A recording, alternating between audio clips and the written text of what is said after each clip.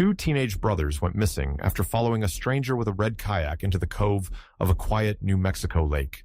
He called himself Dave, a man with a scarred neck, a minty smile, and a plan no one suspected until it was too late. For 11 years, their sister Ava refused to let the silence win, and when sonar swept the lake bed, it exposed a hidden trench and the truth buried inside it. Now, their names are carved in stone, and the story behind their disappearance will leave you breathless. June 13th, 2008, began like any other summer Friday in Valencia County, New Mexico. The sun cracked open the sky around 6:04 a.m., baking the high desert in slow, searing heat. By 3 p.m., temperatures had surged to 93 degrees Celsius. The air buzzed with the sound of cicadas and the dry rasp of wind cutting across the low sagebrush.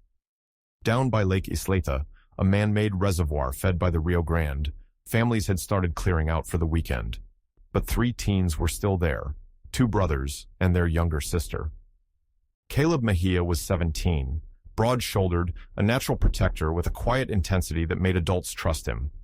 Jordan, just 15, was the wilder one, fast-talking, impulsive, with a grin like he'd stolen something and wanted you to guess what. Their sister Ava, age 12, waited on a blanket near the boat ramp, flipping through a comic book and occasionally glancing up toward the shoreline. At 5:07 p.m., according to Ava's later statement, a man in a red kayak paddled up from the east inlet. He was older, maybe in his 40s, with a leathery face, salt and pepper stubble, and a worn Braves cap pulled low. He introduced himself only as Dave. He said he used to be a park ranger, told Caleb he knew some secret spots nobody else had ever found, said there was a rock shelf you could dive off of. Caleb was skeptical, but Jordan thought it was cool, so they asked if I was okay waiting a bit longer, Ava told detectives later. According to Ava, Dave told them he'd return them in 30 minutes. He handed her a blue granola bar and said, "Keep this in case you get hungry, kiddo." Ava watched as her brothers climbed into the water and followed the kayak along the bank, heading north. Caleb called out, "We'll be back before 6. They never were. At 5:42 p.m., Ava dialed 911. The call lasted 52 seconds. Operator: Valencia County Emergency. What's your emergency? Ava Mejia: My brothers went swimming with a guy, like an older man. He said he'd bring them back, but it's been too long and he's not back. Operator: Where are you? Ava: Isleta Lake, boat ramp, near the rock sign. I can't see them. Operator: Do you know the man? Ava: No, his name is Dave. I think he lied. The dispatcher relayed the call to local patrol units. A deputy arrived on scene at 6:09 p.m., noting in his report, 12YO female, alone, upset, shoes, towels, and phone belonging to subjects present. No visible return path. What followed was a mad scramble against the vanishing light. Rangers launched a shallow draft patrol boat, while deputies moved west along the lake's rim. By 7:05 p.m., the temperature had dipped to 79 degrees south, but the visibility dropped with it. One volunteer, an off-duty EMT, described the search as trying to see through charcoal water. At 7:41 p.m., searchers reached the inlet cove Ava had described. No kayak, no rock shelf, no boys. But they did find drag marks, fresh, irregular, cutting through mud and reeds toward the tree line. By 8:17 p.m., a K-9 team arrived and began working a pattern from the cove back inland. The dog picked up a scent, briefly, then lost it in dry sand. We had maybe an hour of usable light left, and the clock was already ticking harder than anyone wanted to admit, said Deputy Raul Moreno, first on the scene. When kids vanish like that, it's either a prank, a panic, or something's very, very wrong. And this smelled wrong. Meanwhile, Ava's parents, Lena and Robert Mejia, had driven out from their home 19 minutes away after the police called. They arrived just before sunset. Lena reportedly collapsed on the shoreline. Robert demanded to know who let a stranger take them. The officer's report reads, father agitated shouted, "What man? Who the hell is Dave?" The red kayak was never seen again that night. Neither were Caleb or Jordan. At 9:32 p.m., the lake was cordoned off. Thermal drones began to canvass the area. Water search had been called off. Visibility was too poor, the light gone. "We'll be back at first light," one officer told Lena. I promise. Cliffhanger. Search teams arrived as the sun dropped below the desert ridge, but no one ever saw Caleb or Jordan again. June 14th, 2008, 6:12 a.m. The lake was a mirror of stillness. No boats, no bird song, just the whine of an idling Zodiac engine and the low murmur of radios cracking like static in a dream. The second day of the Mejia brothers' disappearance had begun. By dawn, a 2.4 square mile search grid had been established around the north and northeastern shoreline of Lake Isleta. The perimeter covered shallow rock outcroppings, dense brush, and several inlets. Temperatures were expected to reach 95 degrees by mid-afternoon, turning the search into a brutal endurance test. From the command trailer stationed near the boat ramp, search coordinator Lieutenant Diane Morrow spoke into her handheld. Unit Bravo 9, sweep sector Echo 4. K9 lost trace in that grid. Watch the western tree line, soft mud near there. Radio reply. Copy, Echo 4. No surface breakage yet. No boat wake. Over. Deputies were already on edge. The lake hadn't seen a drowning in 5 years, but this didn't feel like a drowning. At 7:03 a.m., dive teams launched from the eastern marina. Visibility below 5 feet. Water temp 68 degrees Celsius at 20-foot depth. By 8:10, one diver spotted a piece of torn mesh tangled in submerged tree branches about 40 feet offshore. It was a single blue sandal, size 8, later confirmed by Ava to belong to Jordan. But there were no drag marks beneath the surface, no swirl patterns suggesting bodies had sunk nearby.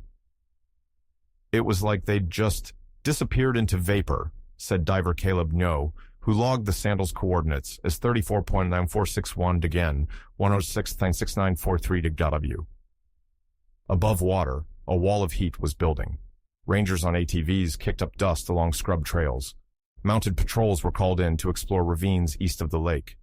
Volunteers from local parishes and the high school joined the effort. At 10:26 a.m., Ava was brought to the command tent for a second interview, this time with sketch artists present. Her hands shook, her voice cracked, but she remembered more than anyone expected. He had tattoos, here, she said, tapping her forearm. Not words, like little squares or flags. Could you smell anything on him? Yeah, mint gum and something sharp, like gas station smell. Would you recognize him again? Ava nodded once. I think I already knew he was lying. Caleb did too, but Jordan, he wanted to jump off that rock. Investigators ran her description against nearby arrest records. No matches. By early afternoon, the manhunt widened. A chopper from Bernalillo County scanned the canyons using FLIR, a forward-looking infrared camera system, but heat mirages off the desert floor confounded the readings. One flare caught attention at 2:47 p.m., a hot spot in the reeds. Searchers rushed in. It was a possum carcass. Nothing else. Still, Ava's voice wouldn't leave the officers. He said he used to be a ranger. He smelled like gas and mint. He said there was a shelf. Back at the station, her full 911 call was replayed repeatedly. At 3:18 p.m., they flagged a crucial tone change. Full 911 transcript, June 13, 2008, 5:42 p.m. Operator, Valencia County Emergency. What's your emergency? Ava Mejia. My brothers went swimming with a guy, like an older man. He said he'd bring them back, but it's been too long and he's not back. Operator, where are you? Ava. Isleta Lake, boat ramp, near the rock sign. I can't see them. Operator, do you know the man? Ava. No, his name is Dave. I think he lied. Operator, when did they leave? Ava. Maybe 20, 30 minutes ago. Operator, do you see anything on the water? Ava. No, just sparkles. I think he took them somewhere else. Operator, we're sending someone now. Stay on the line with me. Ava, please find them. By nightfall of June 14th, the Mejia home was a hub of activity. Volunteers brought food. Deputies interviewed neighbors, teachers, Caleb's girlfriend. At 9:41 p.m., an older man called into the sheriff's tip line, claiming to have seen a red kayak, heading west with 2 kids hanging off the side around 5:50 p.m.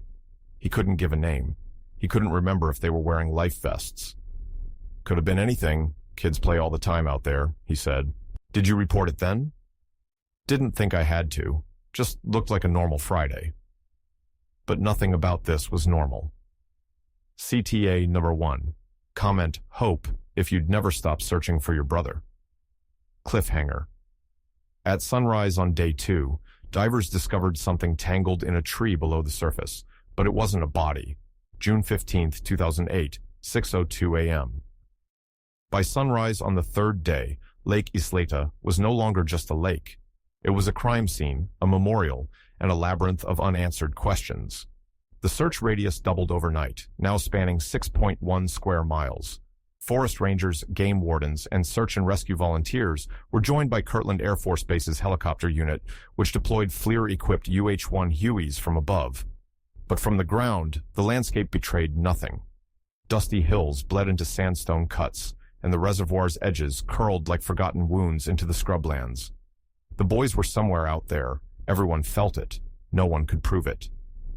At 7:19 a.m., a new patrol unit flagged something strange. A half-submerged piece of fiberglass along the northwestern bank near the mouth of Arroyo Seco. It had the hue of oxidized paint, reddish, sun-bitten. Divers were called in again, but the object wasn't a kayak. It was a damaged flotation barrel from an old dock structure dislodged during storms 2 years prior. Another dead lead. We were getting pinged every hour with something important, but nothing stuck, Lieutenant Morrow said. It was like chasing smoke. Still, the team refused to slow down. At 8:43 a.m., a second FLIR sweep turned up a cluster of unusually warm readings in the southeastern marsh.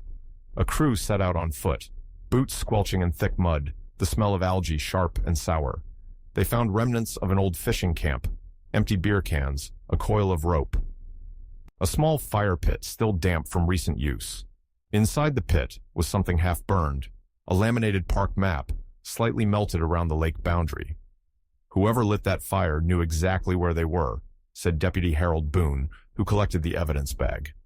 Why burn a map unless you're hiding your trail? Back at the staging area, the Mejia family fielded a new wave of reporters.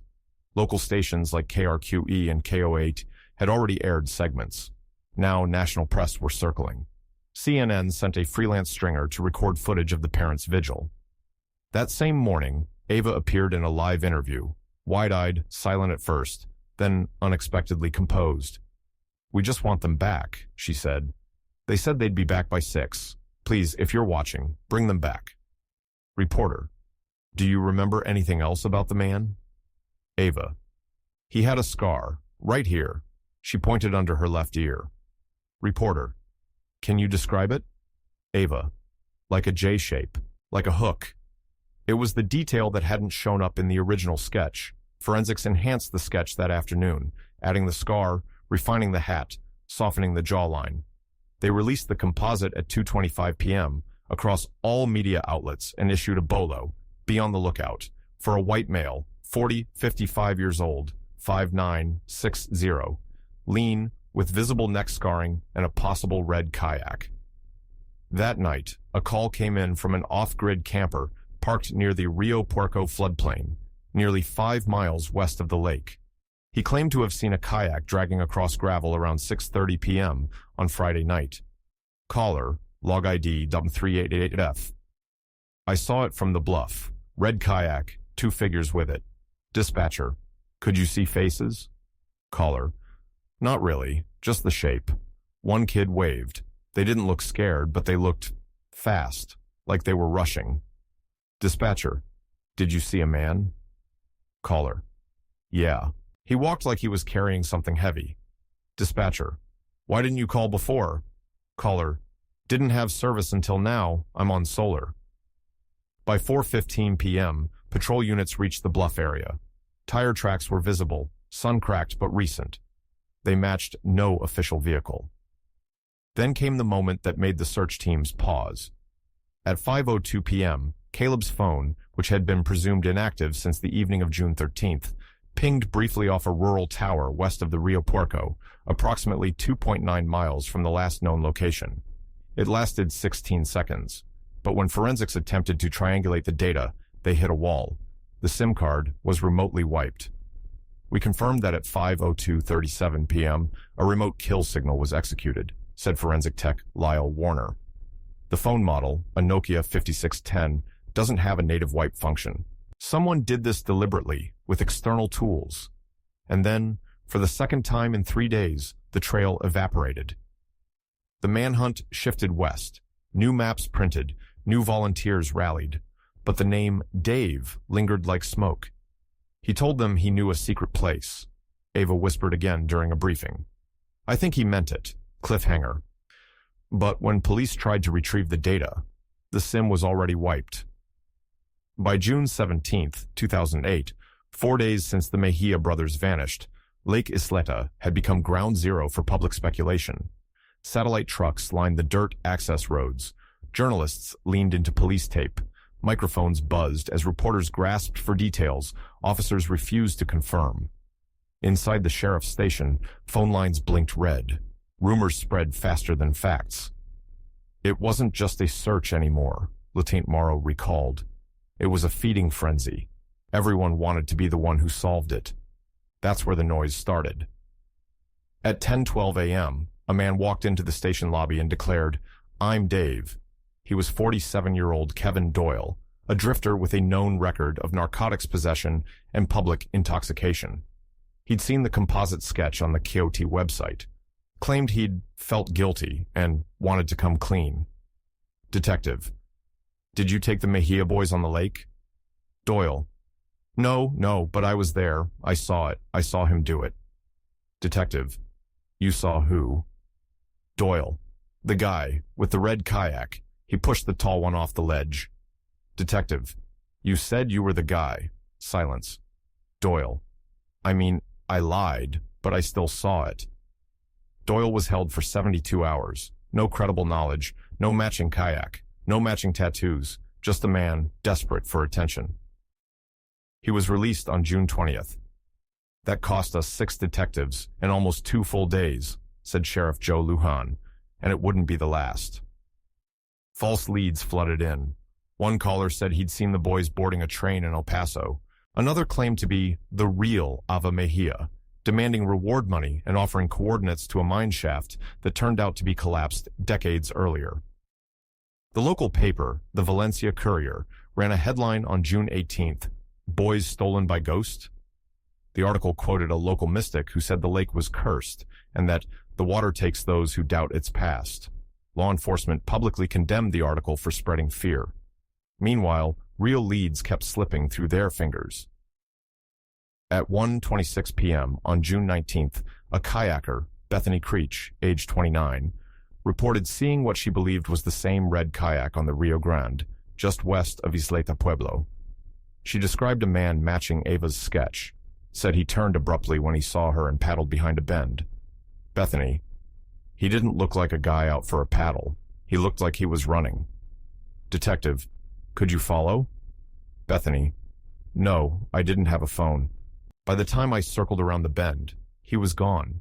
Aerial searches were dispatched, but the river, swollen from recent runoff, carried debris, branches, even livestock carcasses. Every shape seemed like a body. None were. At 4:18 p.m. that same day, a family friend of the Mejias received an anonymous envelope with no return address. Inside was a single sheet of paper. You're looking in the wrong place. Look west. No fingerprints, no handwriting match, no envelope DNA. But the paper itself told a story. It was thicker than usual, said forensics analyst Dana Redbird. Off-white, coarse, uncoated. Paper like that isn't common outside institutions. A subtle watermark on the bottom right corner revealed its origin, a minimum security prison in Cibola County, roughly 80 miles west of the lake.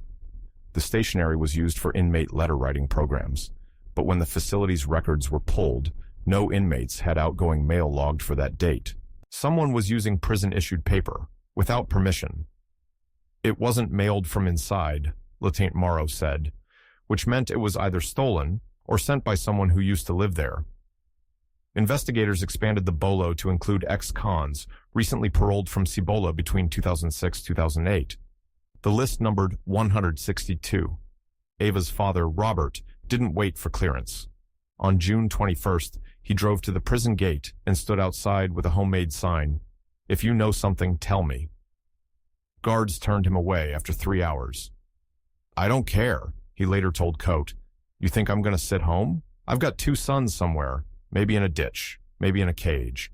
If you were me, would you go home?" Back at the lake, dive teams revisited the original cove. A second sweep with better lighting found nothing new. No fibers, no items, no clues. But the media wasn't done.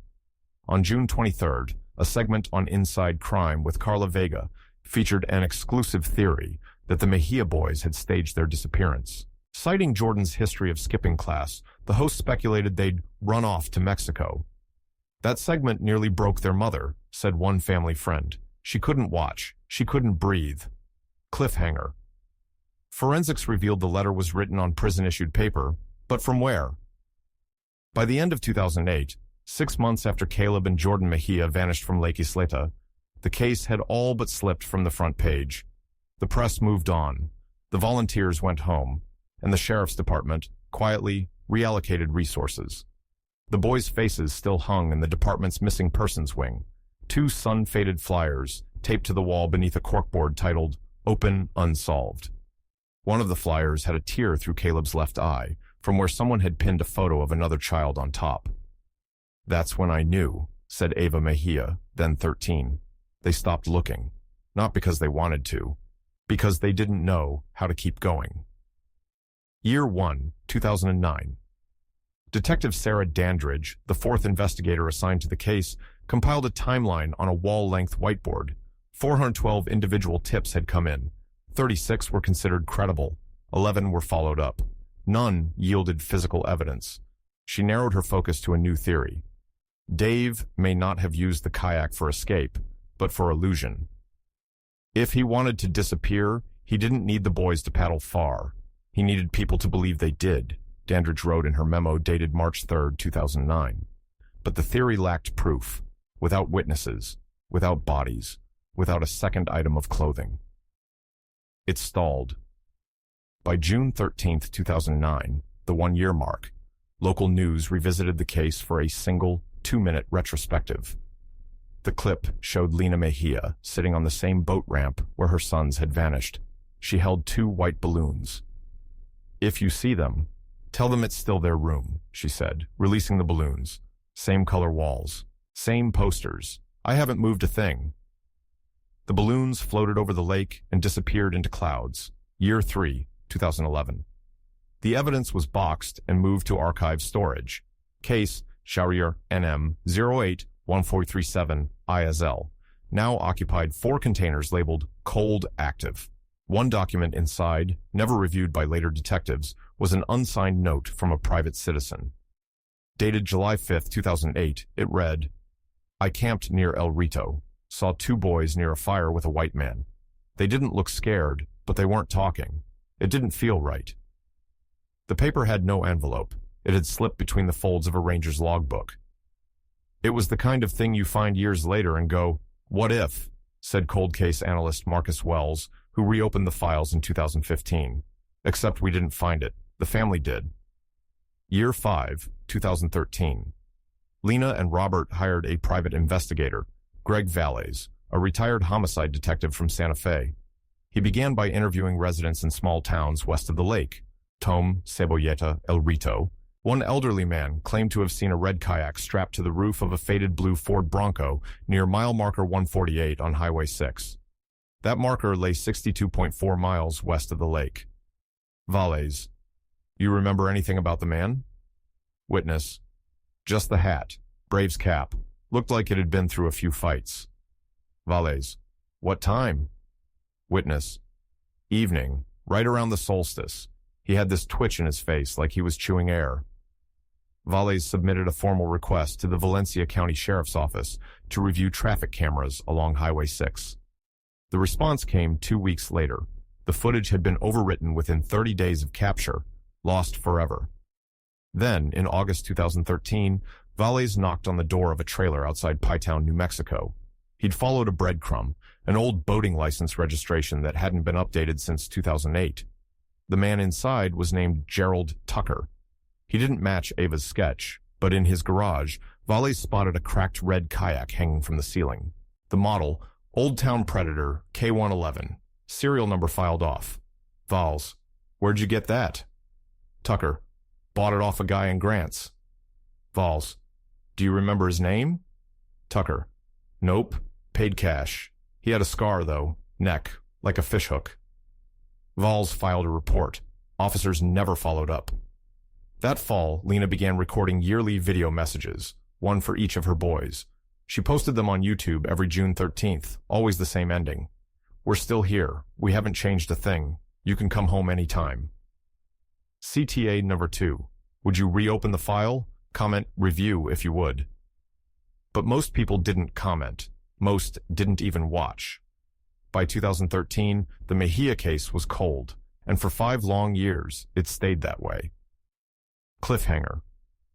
That same year, the witness who may have seen everything died in a car crash. No statement on record. By 2014, the Mejia family stopped saying missing. They began saying taken. Not out of anger, but survival. Hope without answers had become corrosive. And in the vacuum left behind, theories flourished. That year, Ava, now 18, started college with a major in forensic science. Her reason was written plainly on her dorm whiteboard: if no one else will, I will. Meanwhile, her mother Lena took to national podcasts and crime forums. She spoke with patience, never desperation, but her message never changed. We believe someone took our boys, and we believe someone knows who. In one of her most shared appearances, Cold Voices, at Parents 2 on 12, The Lake That Lied, she calmly dismantled the idea of a runaway. Jordan had braces and hated camping. Caleb never went anywhere without his flip phone, and we still get silence on both. But in the online void, silence is never empty. 2015 to 2017, conspiracies rise. A Reddit thread titled R. Lake Isleta emerged in mid-2015. Started by a user named Desert Sign, it compiled every available fact from open records, news clippings, and FOIA requests. But what began as a timeline became a theory engine. Theory number 1, the Mint Gum Killer, a hypothetical serial predator tied to other disappearances in New Mexico from 2006 to 2011. All victims, boys 12 to 17. All vanished near rivers or lakes. Theory number 2, the Ranger Network, a belief that a ring of ex-park staff across state lines aided in snatching children under the guise of nature tours. Theory number 3, Dave wasn't real, the chilling idea that Ava misremembered everything, and the killer never existed. That one broke her, said Ava's roommate, Tiana Lopez. They said she made it up. They said she wanted attention, the girl who called 911 while holding her brother's shoes. But it wasn't just strangers online. In 2016, a retired sheriff's deputy publicly dismissed the case on ABQ Morning Now. We chased every lead. What people forget is that sometimes kids just walk away, and maybe we'll never know why. Lena's response, in a letter to the editor, struck a chord. What you call walking away, we call being taken. What you call closure, we call surrender. The letter was printed, then pulled under pressure from the department. Still, it sparked a 6-week re-airing of the case on KOB4's New Mexico Unsolved. One of those re-airings reached a trucker named Miguel Robles in Arizona. He called the tip line on March 28, 2017. I used to work at a food distribution center near Grants, he said. There was a guy, quiet, scar on his neck, always chewed gum. I swear I saw him with a red kayak on a trailer. Summer of '08. I didn't know what it meant back then. The tip was noted, never followed up. 2018, the Thomas link. In April 2018, a Redditor posted a thread titled, Does anyone remember Thomas Herrera? Thomas had vanished in 2006, 2 years before Caleb and Jordan.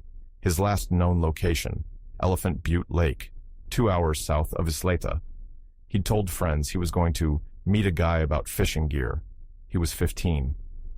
The weird thing, wrote the user, Thomas was spotted by a kayaker the next day, with a man in a Braves cap. The thread exploded. Photos of Thomas and Jordan were side by side, same jawline, same lanky frame. Speculation hit a fever pitch. They fit the same victim profile, said retired profiler Kendra McKee in a YouTube segment. Same lakes, same lure, same age group. This wasn't random. This was patterned. But Valencia County declined to merge the cases. Official statement: no conclusive link has been established between the disappearance of Tomas Herrera and the Mejia brothers. Any similarities remain circumstantial. Ava called it an excuse to stay blind. If you line up the facts and refuse to connect them, that's not investigation. That's insulation, she told the Missing Mile podcast. Summer 2019, The Diver's Journal. That July, a freelance diver named Nick Zek was testing new underwater imaging gear in a lake archive project, mapping old flood channels.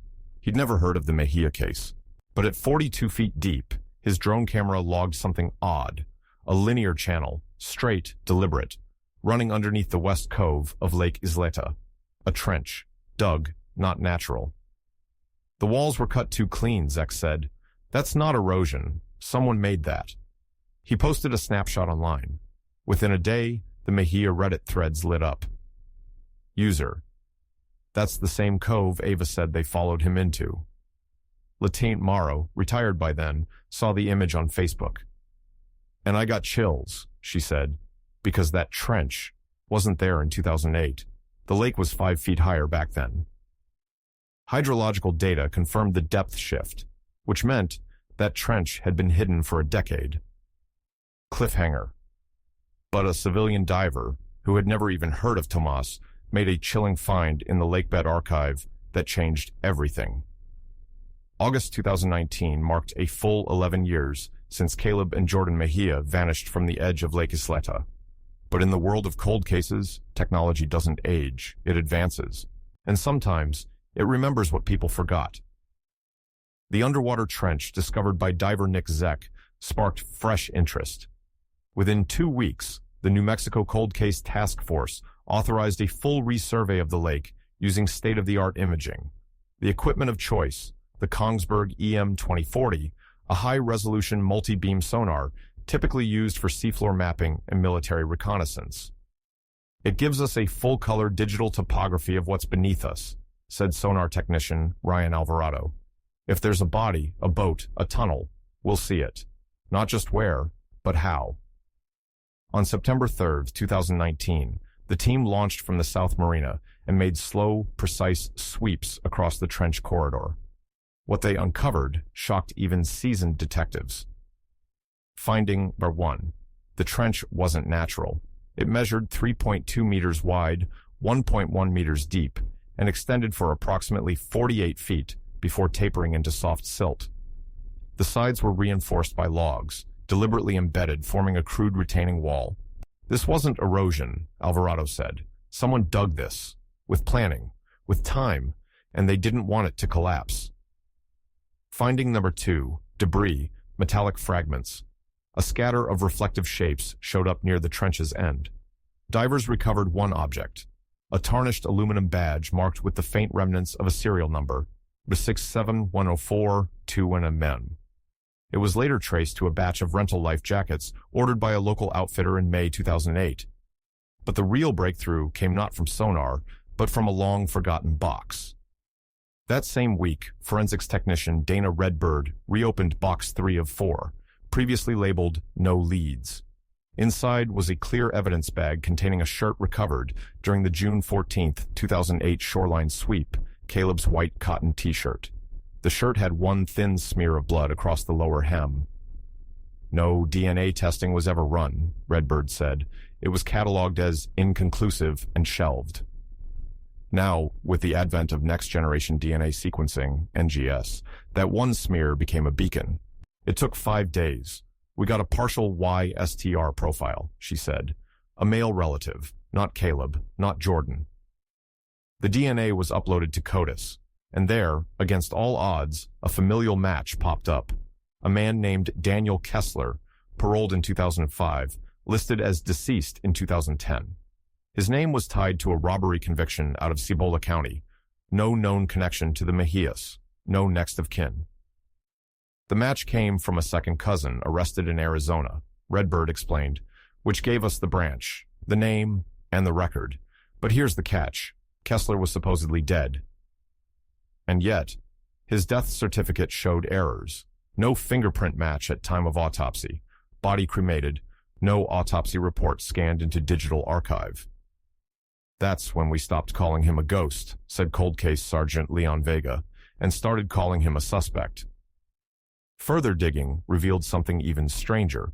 In April 2008, just 2 months before the boys vanished, Kessler applied for a boating permit under the alias Dave Harrow. The signature was nearly identical to the one found on the permit recovered from the boat dock the day after the boys disappeared. Suddenly, Dave wasn't a name. It was an identity. By mid-September, Vega assembled a multi-agency task force to verify Kessler's paper trail. They traced rental records, credit charges, DMV filings, all dead by 2010. But an anonymous tip posted to R. Lake Isleta 2 under the handle West Canyon Truth changed the game. Check his last known address, not the mailing one. The cabin in Socorro County. I was there. There's more. Investigators obtained a warrant and traveled to the coordinates, a rundown A-frame lodge outside Magdalena, New Mexico. What they found stunned them. Inside the cabin, a Braves cap, sun-bleached, an empty mint gum wrapper, wedged behind a drawer, and in the crawl space, a weathered receipt from Al's Kayak Rental, dated June 12, 2008. Item rented, 1X Red Predator K111, tag Sharjah DK47. This was the model Ava described, Vega said, the same red kayak, rented one day before the boys disappeared. And then, the final nail. Back at the lake, on a routine check of the trench's end, a diver's fin struck something buried under 2 inches of silt. It was a camera case, plastic, cracked. Inside, waterlogged but intact, an old SD card. We don't know what's on it yet, Alvarado said that day, but if it recorded anything before water damage, they rushed it to the lab. Cliffhanger. The match pointed to a man who had never been a suspect and was presumed dead. September 26, 2019, 6 to 18 a.m. The surface of Lake Isleta was still smooth as polished slate, but beneath it, a dive team prepared to enter a trench that hadn't existed on any map in 2008. Now, it held secrets. The operation was led by ROV Unit Bravo 3, a submersible piloted by sonar tech Ryan Alvarado, and monitored by dive commander Lieutenant Rene Chavira. With poor visibility and unstable sediment, no human diver would risk full trench penetration. The robot would go first. At 6:42 a.m., the Kongsberg EM-2040 sonar locked onto the target coordinate, 34.9456 degrees N, 106.6952 degrees W. The ROV, tethered and stabilized, descended into darkness. ROV log entry, Bravo 3, 06 Tower 4, 33. Visibility, 4 FT, silt pocket stable. Pressure, 1.8 ATM. Entering trench mouth. As the ROV crept forward, its lights illuminated the eerie tunnel, rough-hewn logs lining the sides, algae clinging like green lace. At 06:49, 02, it reached a wall, partially collapsed. Chavira, radio. Can you confirm object near 2 o'clock? Looks angular. Alvarado. Copy. Metallic. Rectangular. Approaching. Chavira. Hold position. Wait, zoom that. Is that writing? It was. A watertight container, partially buried, wedged between collapsed boards. The claw arm maneuvered carefully. The object was retrieved at 06:52. Surface teams confirmed pressure seal intact. Once on board, techs opened it. Inside, a mildewed canvas journal tied with red string. On the inner flap, a water-damaged label. DK, June 2008. Most pages were blank from rot, but several survived, written in black ink, warped but legible. June 10th. The plan is clean. They follow. They trust. They don't return. June 12th. One seemed hesitant. The older one. We'll need to separate early. June 13th. Tomorrow. 2 boys. Don't forget the rope. He planned it, Alvarado said later. It wasn't impulse. It was ritual. The signature at the back of the journal, Daniel Kessler. But Kessler, according to death records, had died June 19, 2010, 3 years after the Mejia boys vanished. At 08:02 a.m., based on the journal discovery, divers were cleared to manually inspect the trench's end. With a redundant oxygen feed and silt anchors, Latam. Chavira descended alongside diver Marcus Beltran. Visibility, 2.5 feet. Temp, 65 degrees at 42 feet. Diver radio log, 08-12-37, Beltran. Structure collapse right edge, something fabric, red threads. Chavira. Sample it, bag anything loose, no aggressive pulls. Silence. Beltran. Confirm. Visual on tethered cloth. Label reads JM. Stitched. Chavira. Jesus.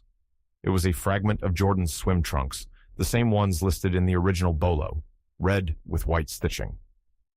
They surfaced at 08:27 a.m.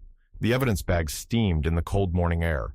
Within the hour, investigators executed a second warrant, this time for storage unit number 112C, rented under Kessler's known alias in 2009, 3 hours north in Los Alamos. There, behind bins of rotted supplies and mildewed camping gear, they found what they'd long feared, and long hoped for, a GoPro Hero 3, water-damaged but miraculously recoverable, data port still intact, serial GH3-00824NM. We held our breath, Redbird said. One drop of corrosion on the board, and it's gone. But it wasn't. The data block was intact. At 2:11 p.m., a full sector scan retrieved 36 seconds of salvageable video, grainy, silent. Frame 1:12. Caleb and Jordan, barefoot on a rocky outcrop, laughing. Frame 13-20. A man, partially in view, only jawline and shoulder, moves toward them. Frame 21-35. Caleb turns sharply, saying something. His mouth moves. Wait. Frame 36. The camera tilts violently. A red blur. Darkness. The last embedded GPS tag, encoded in metadata.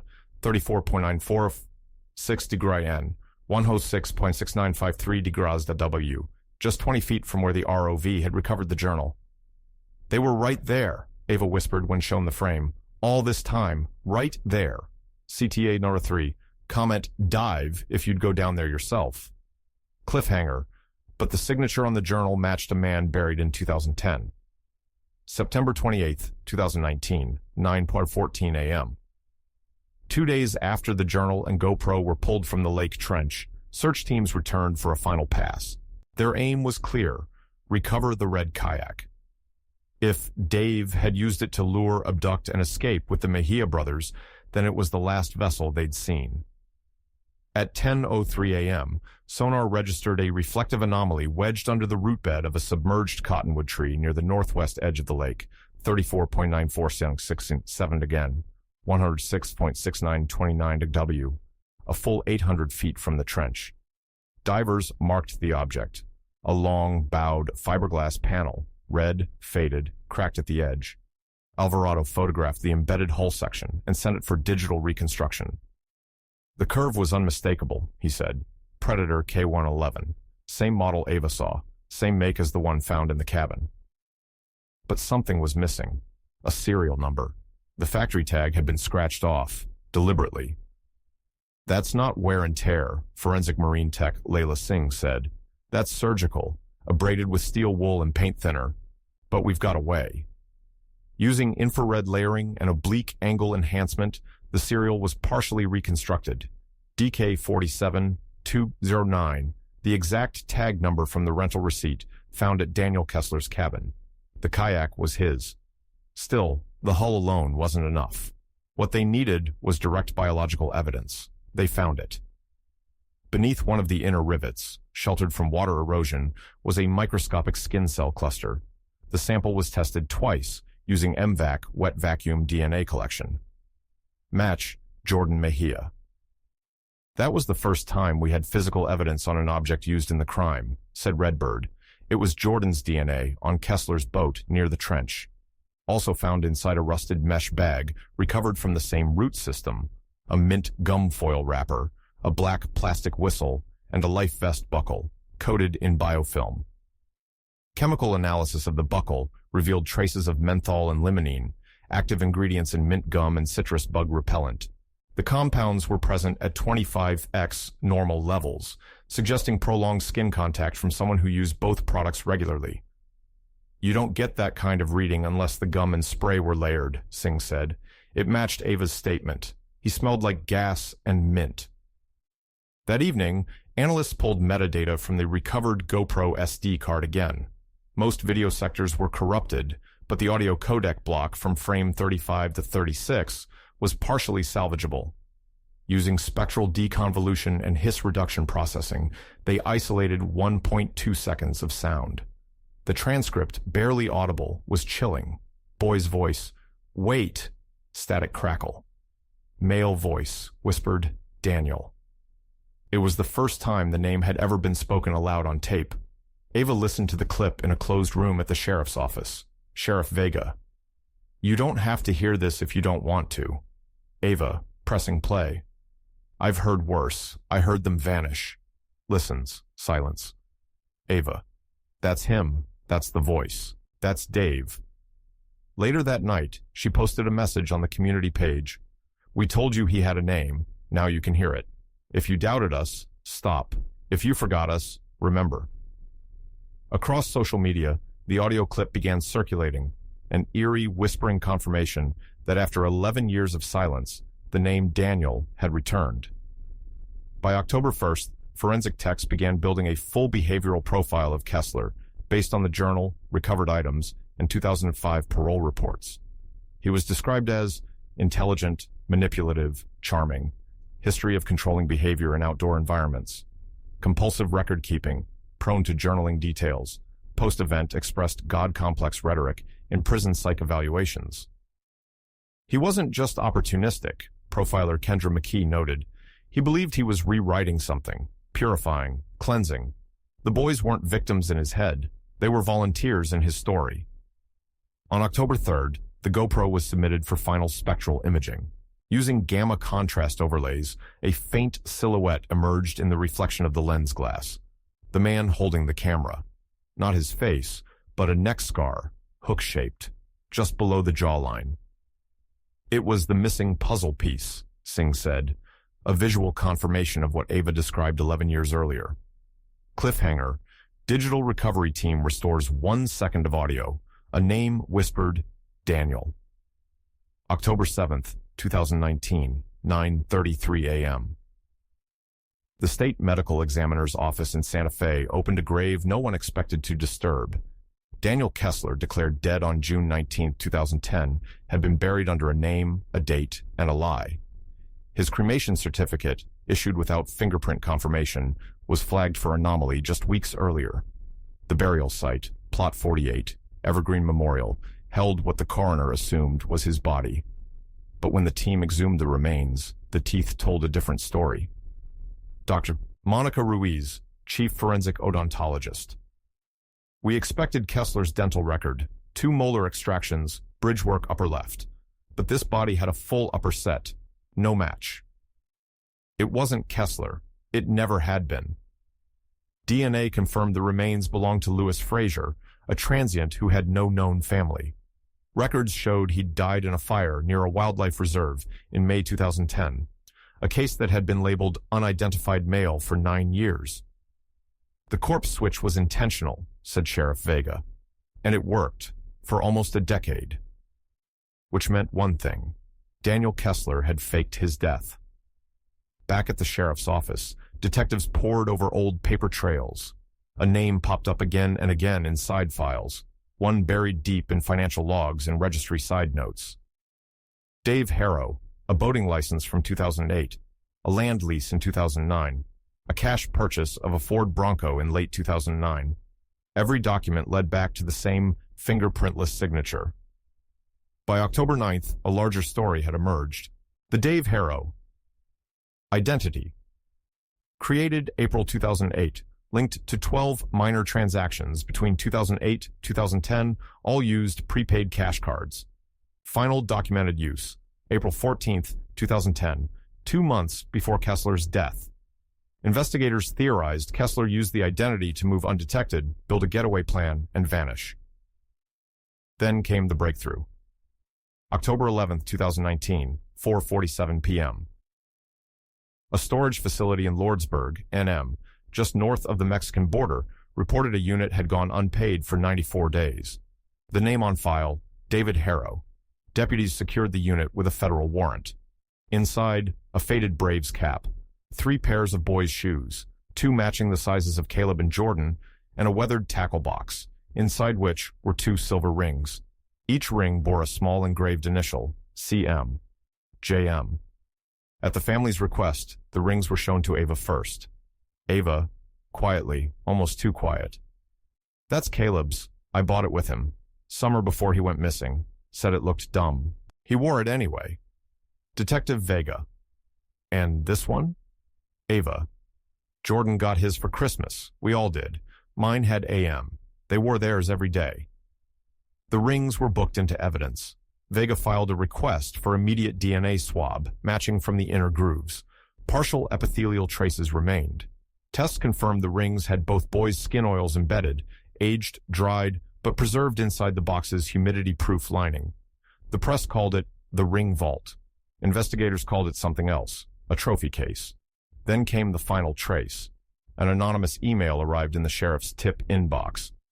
"Check the old hunting cabin west of Truth or Consequences. He sleeps there sometimes. You'll know it's him. He still wears the Braves cap." IP address traced to a public Wi-Fi node. No user ID, but they followed the lead.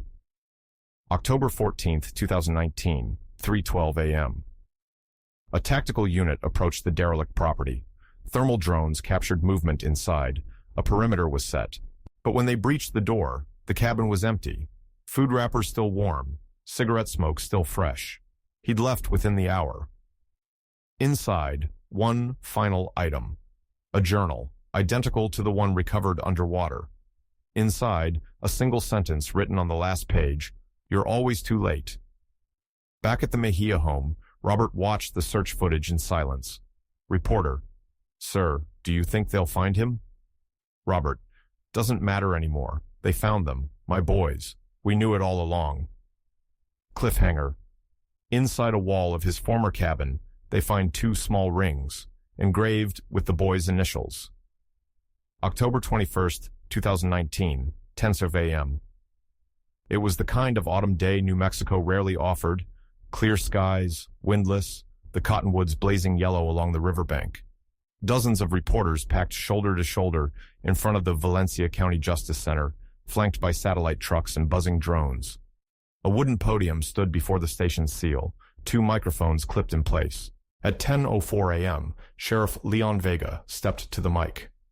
"Thank you for being here. Today, after 11 years, we can confirm that the remains recovered from Lake Isleta and the surrounding investigation sites belong to Caleb and Jordan Mejia. DNA evidence, forensic analysis, and corroborated witness records leave no further doubt." Gasps. Not all audible, but visible in shifting eyes and held breath. Behind him stood Ava Mejia, now 22, dressed in black, hair pulled back tight. Her hands gripped a folded paper. Vega continued. "We will take your questions in a moment. First, I want to acknowledge the courage of the Mejia family. Their strength, persistence, and clarity through these years has been unmatched." He turned to Ava, nodded. She unfolded the paper and approached the mic. "Ava, my name is Ava Mejia. You've seen my face in footage from 2008. You've heard my voice in that 911 call. You may not remember my brothers' faces. So, let me remind you. Caleb was calm, patient, and smart. Jordan was loud, messy, and brave. They were taken. From me. From my family. From the world. Now we can say their names, and mean it. They're not missing anymore." Then she did something no one expected. She reached into her coat and removed two small rings, silver, dulled by time, and placed them gently on the podium. "Ava, they're home." The room went still. Q&A session, 10:22 a.m., 10:41 a.m. Reporter, Cinta 1, KRQE. "Can you confirm what specific evidence led to the identification?" Sheriff Vega. "Yes. DNA swabs matched bone fragments recovered near the submerged trench. Additionally, GoPro metadata, journal handwriting, and serial tag matches provided independent confirmation." Reporter 2, KO8. "Are you pursuing charges against any living individuals?" Sheriff Vega. "We can confirm that a sealed indictment has been issued in federal court. The subject remains at large. That is all we can release at this time." Reporter 3, Albuquerque Journal. Is Daniel Kessler officially considered alive? Sheriff Vega. His body has not been recovered. All evidence points to his evasion. We consider him a fugitive and a person of interest. Reporter 4, CNN. Will the DOJ be involved going forward? Sheriff Vega. Given the interstate and identity fraud elements, yes. We are coordinating with federal agencies. Reporter 5, Freelancer. Ava, would you speak to other families who still wait? Ava, stepping back to Mike. You have more power than you think. Even when the world forgets your story, you don't have to. Scream if you have to, and when your voice breaks, let it echo. Outside the press zone, people gathered with candles and printed posters from 2008. Someone strummed an acoustic guitar, others cried, and behind the crowd, a new banner unfurled from the Justice Center window. Found, in memory of Caleb and Jordan. The brothers had officially transitioned from missing persons to victims of a closed case. The court ordered their records amended, search status removed, death certificates issued, dated October 19, 2019, confirmed via forensic evidence. But their killer, or abductor, remained free. Inside the sheriff's office, a sealed manila envelope sat on Vega's desk. It held the indictment paperwork, issued under seal the day before. A sticky note rested on top. For court release only. Do not leak. Who was named inside? Not even Ava knew. Ava, to quote, off air. I don't care who's charged anymore. I just care what comes next. These boys deserve more than silence. That night, candles ringed the shoreline where Caleb and Jordan were last seen. Volunteers, officers, neighbors, and Ava, holding a photo, the same one from the 2008 search flyer. This time, no one looked away. CTA number 4. Comment found to honor Caleb and Jordan. Cliffhanger. The DA confirms a sealed indictment against one living suspect, but won't say who. The water at Lake Isleta moves differently now, not because the wind has changed or the shoreline has shifted, but because the place remembers. Where two brothers once vanished, a new memorial stands, a carved sandstone pillar rising from the bank, facing west. The names are etched deep and deliberate. Caleb Mejia Jordan, Mejia June 13, 2008. Recovered October 2019, no ages. No dates of birth. Just the memory of presence and loss. Every June 13th, Ava returns here. She brings flowers, white lilies for Caleb, bright marigolds for Jordan, and places them side by side beneath the stone. She sits quietly on the same blanket she waited on that afternoon, her back straight, her eyes on the water. I don't listen for them anymore, she says. I speak for them now. In the years since the case closed, the Mejia Foundation has helped over 40 families reopen cold cases involving siblings. Ava hosts a podcast now, Two Echoes, where she interviews survivors, investigators, and the people who refuse to stop asking. One episode begins with her whispering, "If someone disappears, don't just remember their name, learn how to say it loudly." The lake is quieter these days. No reporters, no sonar drones.